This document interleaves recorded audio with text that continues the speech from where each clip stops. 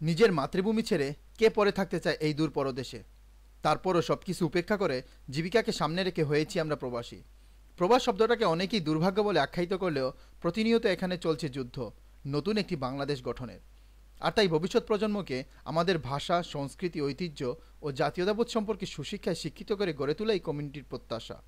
সেই লক্ষ্যে কমিউনিটির সর্বস্তরের লোকজন বিভিন্নভাবে কাজ করছেন। তেমনই একটি নাম আরজিনানোর Bangla school and culture institute. Bangla শিক্ষার পাশাপাশি এখানে রয়েছে সাংস্কৃতিক চর্চা।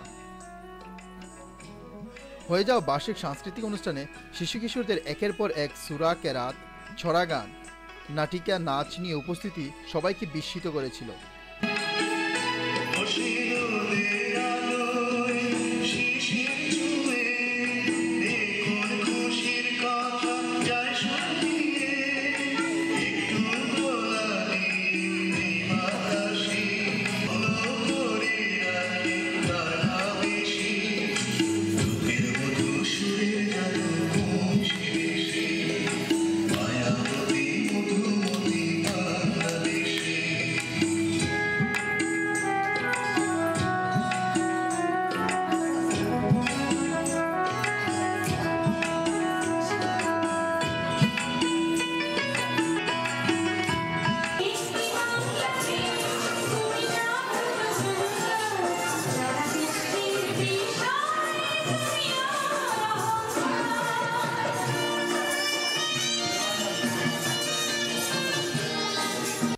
এছাড়া শিক্ষক শিক্ষিকাদের মধ্যে পদক ও শিশু কিশোরদের মধ্যে পুরস্কার বিতরণী করা হয়।